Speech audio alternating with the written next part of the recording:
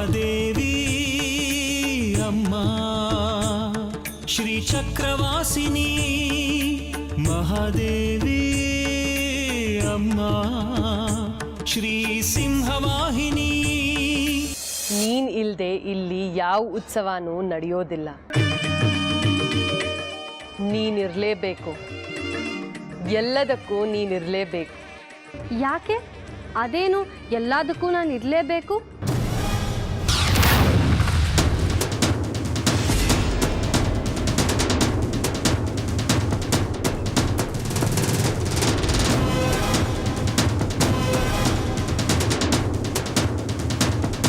ಎಲ್ಲೋ ಇದನ್ನು ನಿಮ್ಮ ಧರ್ಮಾಧಿಕಾರಿ ಕರ್ಸೋಲೆ ಅವನ್ನ. ನಾನಿಡೋ ಪ್ರತಿ ಹೆಜ್ಜೆಗೆ ಒಡ್ಗಾಲ ಹಾಕ್ತಾ ಇದೆಯಾ, ನನ್ನ ದಾರಿಗೆ ತೊಡಕಾಗ್ತಾ ಇದೆಯಾ? ನನ್ನ ವಿಷಯಕ್ಕೂ ಬರಬೇಡ ಹೇಳ್ತಿದ್ದೀನಿ.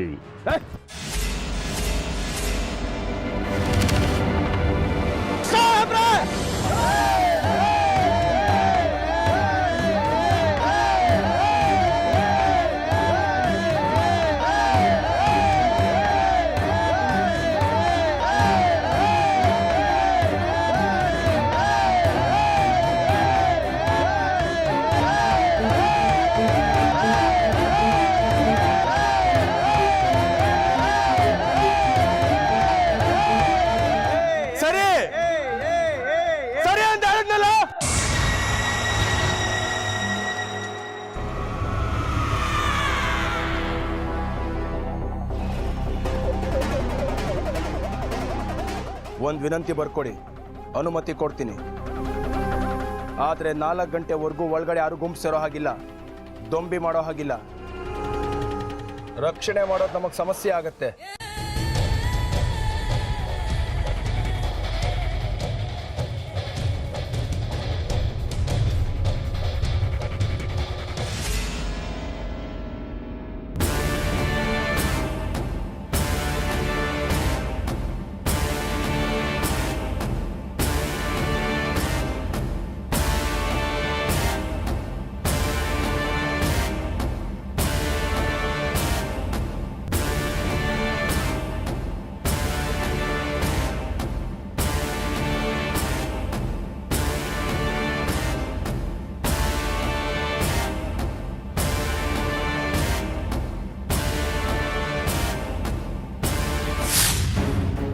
ಹಾಗಿದ್ರೆ ಇವತ್ತು ವಸಂತೋತ್ಸವ ನಡೆಯೋದಿಲ್ವಾ? ನಾನು ಅದನ್ನೆಲ್ಲ ನೋಡಬೇಕು ಅಂತ ಎಷ್ಟು ಆಸೆ ಇಟ್ಕೊಂಡಿದ್ದೆ, ಎಲ್ಲ ರದ್ದಾಗೋಯ್ತು. ರದ್ದಾಗೋಗಿಲ್ಲ, ನಡೆಯುತ್ತೆ. ಕೊನೆಗೆ ಮಾರಿಗುಡಿ ಹೇಳಿಲ್ವಾ ವಿನಂತಿ ಪತ್ರ ಬರ್ಕೊಡಿ ಅಂತ? 4 ಗಂಟೆ ಮೇಲೆ ಪ್ರಾಂಗಣದೊಳಕ್ಕೆ ಯಾರನ್ನೂ ಬಿಡಂಗಿಲ್ವಂತೆ. ಆದರೆ ಅಷ್ಟೊತ್ತವರೆಗೂ ಕಿತ್ತಾಡ್ತಿದ್ದವರು ಕೊನೆಯಲ್ಲಿ ಹೋಗೋವಾಗ ಪುನಃ ನಕ್ಕೊಂಡು ಹೋದ್ರು, ಏನೇನೋ ಸನ್ನೆ ಮಾಡ್ಕೊಂಡ್ರು. ಅದ್ಯಾಕೆ? ನನಗೂ ಅದೇ ಅರ್ಥ ಆಗ್ತಿಲ್ಲ. ಒಬ್ರು ಕಂಡ್ರೆ ಒಬ್ರಿಗಾಗಲ್ಲ, ಆದರೂ ಯಾಕೆ ಸನ್ನೆ ಮಾಡ್ಕೊಂಡ್ರು?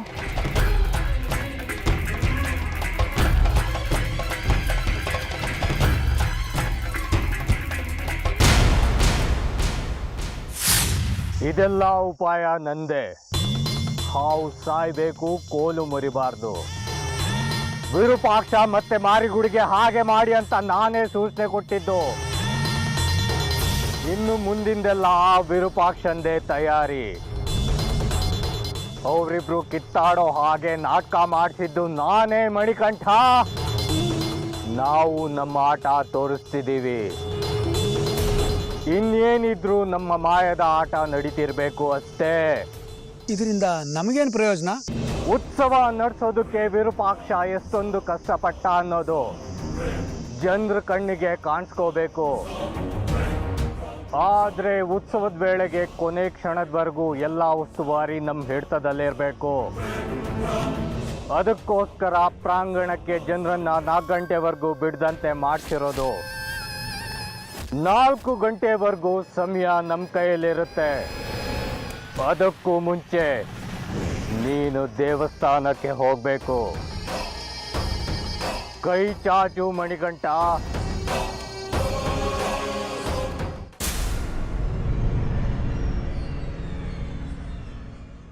ಇದರಲ್ಲಿರೋದನ್ನ ಅಲ್ಲಿರೋ ನೀರಿಗೆಲ್ಲ ಬೆರೆಸು. ನಿನ್ನ ಕೈಗೂ ತಾಕ್ಸ್ಕೋಬೇಡ. ಮೈ ಕೈಗೆ ತಾಕಿದ್ರೆ ಅಪಾಯಕಾರಿ. ಬಹಳ ಎಚ್ಚರಿಕೆಯಿಂದ ಕಾರ್ಯನಿರ್ವಹಿಸಬೇಕು ಮಣಿಕಂಠ. ಸ್ವಲ್ಪ ಎಚ್ಚರ ತಪ್ಪಿದ್ರು ಅಪಾಯ ನಮ್ಗೆ. ಇನ್ನು ಸ್ವಲ್ಪ ತಡವಾಗಿ ಹೋಗು, ಈಗಿನ್ನೂ ಸಮಯ ಆಗಿಲ್ಲ. ಈಗಲೇ ಹೋದ್ರೆ ಜನ ಇರ್ತಾರೆ. ನೀನ್ ಮಾಡೋ ಕೆಲಸ ಯಾರಿಗೂ ಕಾಣಿಸ್ಕೋಬಾರ್ದು. ಹೋಗು. ಆಯ್ತು. ಮಹತಾಯೇ, ಆಟ ತೋರಿಸ್ತೀಯಾ? ಆಟ ನನ್ನ ಕಣ್ಕಟ್ ವಿದ್ಯೆ ಮುಂದೆನೆ ನಿನ್ನ ಮಾಯದ ಆಟ ಆಡೋದಕ್ಕೆ ನೋಡ್ತೀಯಾ? ನಿನ್ನ ಭಕ್ತರೇ ನಿನ್ಗೆ ಅವಮಾನ ಮಾಡೋದನ್ನ ನಾನ್ ನೋಡ್ತೀನಿ. ನೀನ್ ಬೀಸೋ ಬಲೆಗೆ ಹೇಗೆ ನಮ್ಮನ್ನ ಸಿಗಿಸ್ತೀಯೋ ಅದೇ ತಂತ್ರದ ತಿರುಮಂತ್ರ ನಮ್ದು. ನಿನ್ನ ಶಕ್ತಿ ಅಡಗಬೇಕು,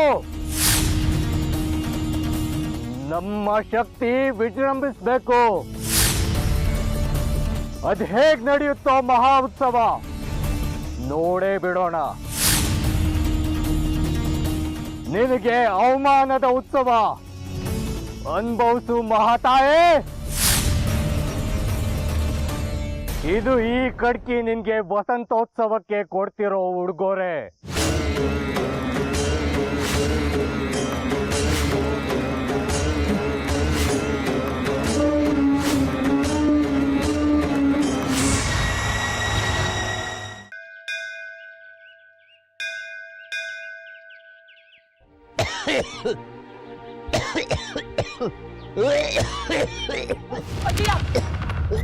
ಹುಷಾರು ಅಜಯ.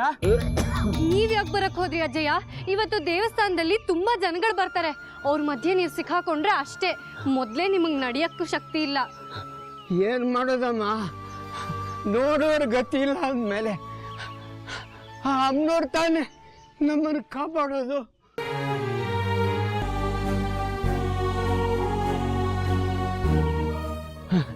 ಅಮ್ಮ, ನಾನು ಸಂಗೀತಗಾರನಮ್ಮ. ಸಂತೋಷ ಆಗಲಿ ದುಃಖ ಆಗಲಿ ಒಬ್ಬನೇ ಹಾಡ್ತಾ ಇರ್ತಿದ್ದೆ. ಈಗ ನನ್ನ ಗಂಟ್ಲೆ ನನಗೆ ಶಾಪ್ ಆಗ್ಬಿಟ್ಟಿದೆ. ನನಗೆ ಗಂಟ್ಲು ಕ್ಯಾನ್ಸರು ಅಂತ ವೈದ್ಯರು ಹೇಳಿದ್ದಾರೆ. ನೋಡದೇ ಇರೋ ವೈದ್ಯರಿಲ್ಲ, ಮಾಡದೇ ಇರೋ ಚಿಕಿತ್ಸೆ ಇಲ್ಲಮ್ಮ. ಇವತ್ತು ವಸಂತೋತ್ಸವಮ್ಮ. ಅಮ್ಮನವರ ಮಂತ್ರೋದಕ್ಕೆ ನೀರು ಮೈ ಮೇಲೆ ಬಿದ್ದರೆ ಎಂಥ ಕಾಯಿಲೆ ಇದ್ದರೂ ವಾಸ ಆಗುತ್ತೆ ಅಂತಂದರು. ಕೊನೆಯ ಆಶ್ರಯವಾಗಿ ಇಲ್ಲಿ ಬಂದಿದ್ದೀನಿ. ಹೌದು ಅಜಯ, ನಿಮ್ಮ ಥರನೇ ಎಷ್ಟೋ ಸಮಸ್ಯೆಗಳಿರೋ ಜನ ಇಲ್ಲಿಗೆ ಬರ್ತಾರೆ. ಒಬ್ಬೊಬ್ರಿಗೆ ಒಂದೊಂದು ಸಮಸ್ಯೆ. ಚಕ್ರಾಪುರಿ ತ್ರಿಪುರ ಸುಂದರಿ ಅಮ್ಮನವ್ರ ದೇವಸ್ಥಾನಕ್ಕೆ ಬಂದವ್ರನ್ನ ಅಮ್ಮನವ್ರು ಯಾವತ್ತೂ ಕೈ ಬಿಡಲ್ಲ.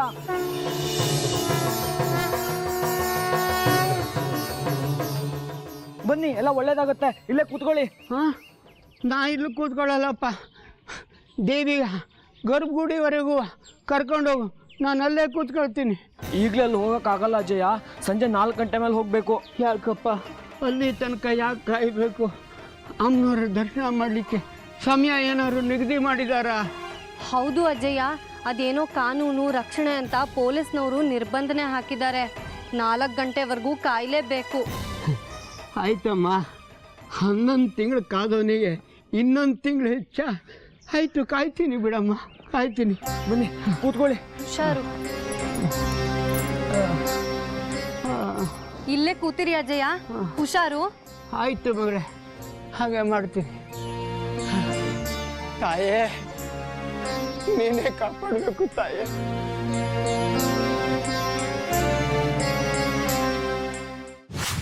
ವಿರೂಪಾಕ್ಷ, ಇನ್ನು ಜಯ ನಮ್ದೆ. ಎಲ್ಲವೂ ನಾವು ಅನ್ಕೊಂಡಾಗ ಆಗ್ತಿದೆ. ಇನ್ನು ನಿಮ್ಮ ಅಮ್ಮನವ್ರು ನಮ್ಮನ್ನು ಕಂಡ್ರೆ ಹೆದರ್ಬೇಕು. ಅಂಥದ್ದೇನು ವ್ಯವಸ್ಥೆ ಮಾಡದೆ ಬೇಗ ಹೇಳು.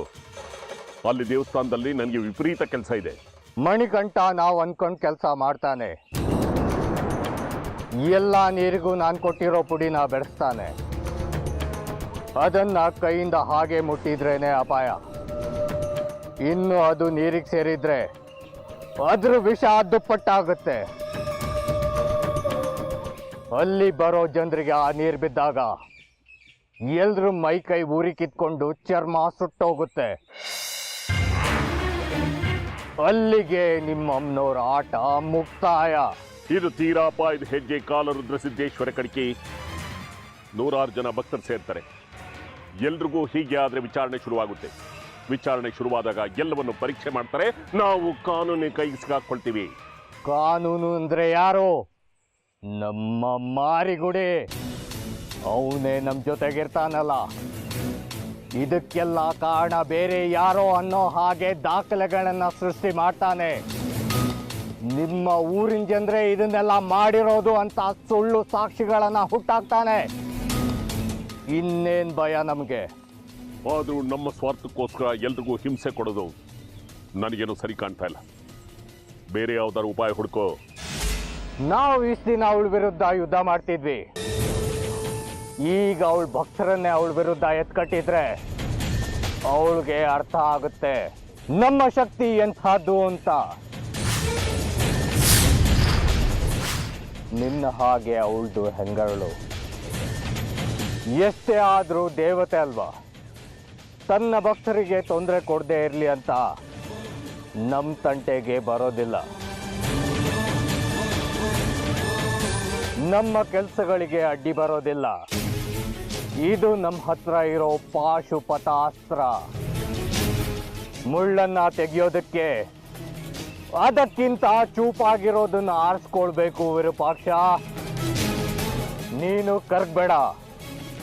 ನಮ್ಮ ಸಾಧನೆಗೋಸ್ಕರ ಬಲಿನೇ ಕೊಟ್ಟಿದ್ದೀವಿ. ಈಗ ನಾವು ಜಯ ಸಾಧಿಸ್ಬೇಕು ಅಂದ್ರೆ ಇನ್ನೊಂದಷ್ಟು ಜನ ಹಿಂಸೆ ಅನುಭವಿಸ್ಲಿ ಬಿಡು. ಆದ್ರೆ ಮಾರಿಗುಡಿ ನಂಬೋದಕ್ಕಾಗಲ್ಲ. ಯಾವಾಗ ಬೇಕಾದ್ರೂ ತಿರುಗಿಬೀಳಬಹುದು. ಇವತ್ತು ನಮ್ಮ ಪರ ಅನ್ಕೋತಿದ್ದ ಹಾಗೆ ಅವನು ನಮ್ಮ ವಿರುದ್ಧವಾಗಿ ತಿರುಗಿಬೀಳ್ತಾನೆ. ಇವತ್ತು ನಾಟಕ ಅಂತ ಶುರು ಮಾಡಿದ್ದು ಅವನು ನಿಜ ಅನ್ನುವಾಗ ಆಡ್ತಾ ಇದ್ದ. ಒಂಥರ ಮನುಷ್ಯ ಅನ್ನಿಸ್ತಾ ಇದೆ. ಚಿಂತೆ ಬೇಡ ವಿರೂಪಾಕ್ಷ. ಆ ಶ್ರೀಚಕ್ರ ನಮ್ಮ ಕೈವಶವಾಗ್ಲಿ. ಆಮೇಲೆ ಅವನನ್ನು ನಿವಾರಿಸಿ ಬಿಸಾಕೋಣ. ಅದಾಗಬೇಕು. ಇಲ್ಲದಿದ್ರೆ ನಮ್ಮ ಗುರಿ ಸಾಧನೆಯ ನಂತರ ಅದರ ಫಲ ಅನುಭವಿಸೋದಕ್ಕಾಗದೇ ಇರೋ ಹಾಗೆ ಕಂಟಕ ಒಡ್ತಾನೆ ಈ ಮಾರಿಗುಡಿ ಅನ್ನೋದು ನನ್ನ ಸಂಶಯ. ಹುಲಿಗಳ ಮುಂದೆ ಹುಲ್ಲೆ ಎಷ್ಟು ಎಗರಾಡಿದ್ರು ಕೊನೆಗೆ ಹುಲಿಗೆ ಬಲಿಯಾಗಲೇಬೇಕು. ಈಗ ಮೆರಿಲಿ ಬಿಡು. ಕುರಿ ಕೊಬ್ದಷ್ಟು ಕುರ್ಬನ್ಗೆ ಲಾಭ ಅಲ್ವಾ?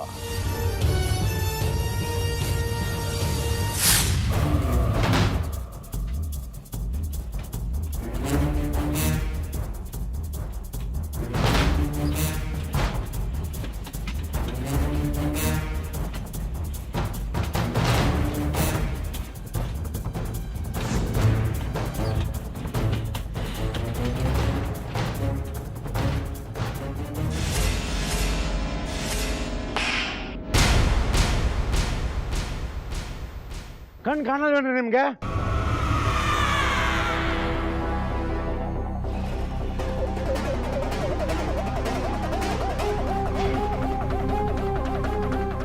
ಮಾರಿಗುಡಿ, ಇನ್ಸ್ಪೆಕ್ಟರ್ ಮಾರಿಗುಡಿ, ನಾನ್ ಬರೋ ದಾರಿಲಿ ನೀನ್ ಬರಬಾರ್ದು. ನಾನ್ ನಡೆದದ್ದೇ ದಾರಿ. ಅಡ್ಗಾಲ್ ಹಾಕೋರು, ಅಡ್ಡ ಬಂದ್ ಮಾತಾಡೋರು ಯಾರನ್ನೂ ಬಿಡೋದಿಲ್ಲ. ಹೋಗಲೇ.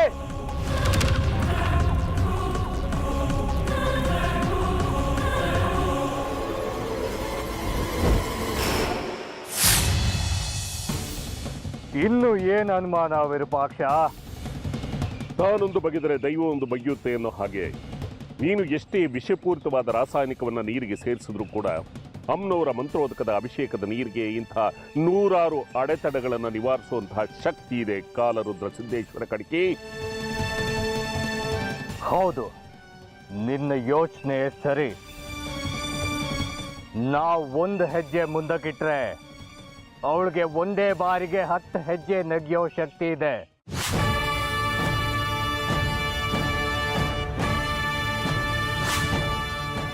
ಹಾಗಿದ್ಮೇಲೆ ಒಂದು ಕೆಲಸ ಮಾಡು. ಹೇಗ್ ಮಾಡ್ತೀಯಾ ಗೊತ್ತಿಲ್ಲ. ಆ ಮಂತ್ರೋದಕದ ನೀರನ್ನ ಯಾವುದೇ ನೀರಿಗೂ ಸೋಗದೆ ಇರೋ ಹಾಗೆ ವ್ಯವಸ್ಥೆ ಮಾಡು.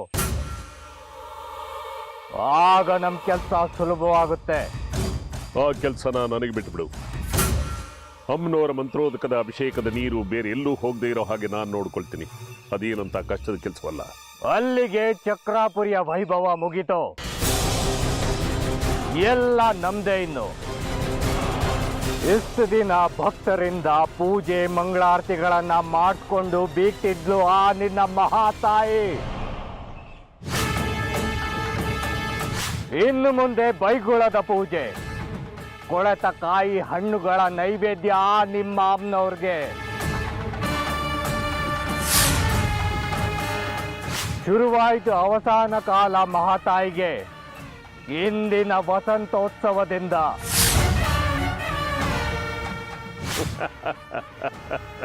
ಇನ್ನು ಕೆಲವೇ ದಿನಗಳು ಮಾತ್ರ ಉಳಿದಿರೋದು ಮಹಾ ಉತ್ಸವಕ್ಕೆ, ಶ್ರೀ ಚಕ್ರೋದ್ಭವಕ್ಕೆ.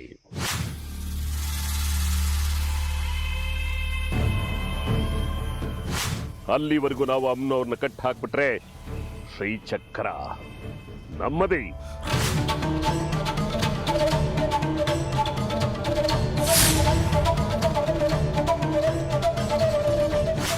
ಆಗ ಈ ಚಕ್ರಾಪುರಿನೇ ಏನು, ಇಡೀ ಭೂಮಂಡಲನೇ ನಮ್ಮ ಅಧೀನದಲ್ಲಿ ಚಕ್ರ ತಿರುಗದ ಹಾಗೆ ತಿರುಗ್ತಾ ಇರುತ್ತೆ ಅಲ್ವಾ ಕಾಲರುದ್ರ ಸಿದ್ದೇಶ್ವರ ಕಡಿಕೆ. ಹೌದು ವಿರೂಪಾಕ್ಷ, ಇನ್ನು ಕೆಲವೇ ದಿನಗಳಷ್ಟೇ ನಮಗೆ ವನವಾಸ. ಆಮೇಲೆ ನಮ್ದೇ ರಾಜ್ಯಭಾರ. ಪಟ್ಟಾಭಿಷೇಕಕ್ಕೆ ತಯಾರಿ ಮಾಡ್ಕೋಬೇಕು. ಇಡೀ ಜಗತ್ತನ್ನೇ ನಮ್ಮ ಮುಷ್ಟಿಯಲ್ಲಿ ಇಟ್ಕೋಬೇಕು. ಇಂದಿನ ವಸಂತೋತ್ಸವ ಬಣ್ಣದ ವಸಂತದಾಟವಲ್ಲ, ಕೊರಕೆಯ ರಂಗಿನಾಟ.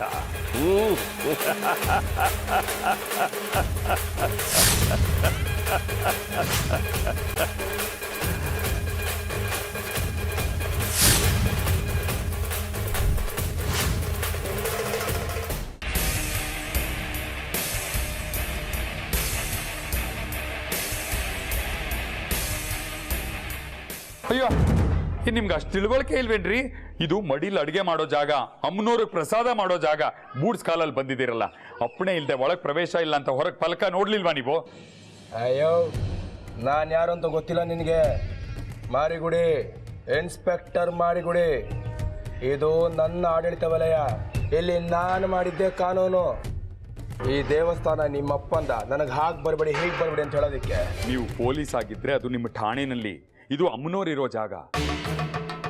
ತಲಾಂತರದಿಂದ ಬಂದಿರೋ ಸಂಪ್ರದಾಯನೇ ಇಲ್ಲಿ ಕಾನೂನು. ನೀವಾದ್ರೂ ಅಷ್ಟೇ, ಯಾರಾದ್ರೂ ಅಷ್ಟೇ, ಸಂಪ್ರದಾಯ ಮೀರೋ ಹಾಗಿಲ್ಲ. ನನಗೆ ಪಾಠ ಮಾಡ್ತೀಯಾ? ನೀನೇನು ಮಾಡ್ತಿದ್ಯಾ ಇಲ್ಲಿ ಇಷ್ಟೊಂದು ಬೆಂಕಿ ಹಾಕೊಂಡು? ಅಮ್ಮನವ್ರಿಗೆ ನೈವೇದ್ಯಕ್ಕೆ, ಬಂದವ್ರಿಗೆ ಅನ್ನದಾನಕ್ಕೆ ಮಾಡ್ತಿದ್ದೀನಿ. ನೀವು ಹೊರಡಿ. ಹಂಗನ್ನು ಮತ್ತೆ ನೀನು ಈ ದೇವಸ್ಥಾನಕ್ಕೆ ಅಡುಗೆ ಭಟ್ಟ. ನೋಡು ಭಟ್ಟ, ಎಲ್ಗಾದ್ರೂ ಹೋಗೋದು ಬರೋದು ನನ್ನಿಷ್ಟ. ಹೊಟ್ಟೆ ತುಂಬ ಹಸಿತಾ ಇದೆ. ಇವತ್ತೆಲ್ಲ ಇಲ್ಲೇ ಕೆಲಸ ನಮ್ಮದು. ನಮ್ಮ 6 ಜನಕ್ಕೂ ಸೊಗಸ ಚೌಚೌಬತ್ ಮಾಡ್ಕೊಟ್ಬಿಡು. ನೀವು ಹೇಳಿದ್ದನ್ನೆಲ್ಲ ಮಾಡೋಕ್ಕಾಗೋಲ್ಲ. ಮೇಲ್ನವ್ರು ಹೇಳಬೇಕು, ನಾವು ಮಾಡಬೇಕು. ಈಗ ಇಲ್ಲಿ ನಾನೇ ಮೇಲ್ನವನು, ನಾನೇ ಕೆಳಗ್ನವನು. ನಾನು ಹೇಳಿದ್ ಮಾಡಲಿಲ್ಲ ಅಂದರೆ ಇದೇ ತಪ್ಪಲೆ ನಿನ್ನೂ ಹಾಕಿ ಬೇಯಿಸ್ಬಿಡ್ತೀನಿ.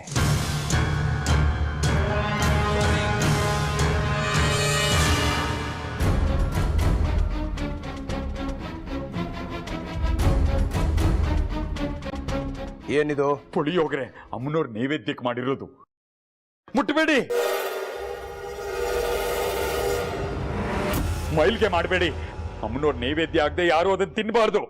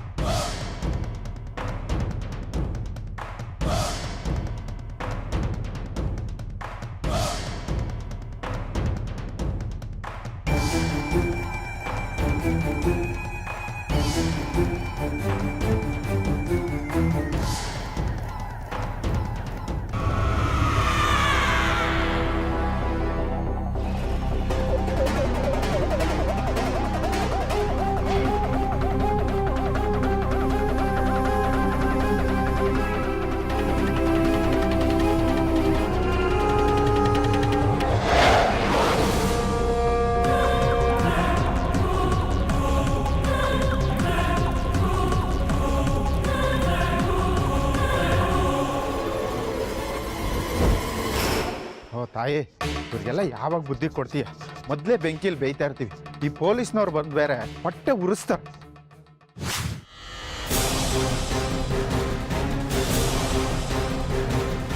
ಮಣಿಕಂಠ ನಾವು ಅನ್ಕೊಂಡು ಕೆಲಸ ಮಾಡ್ತಾನೆ.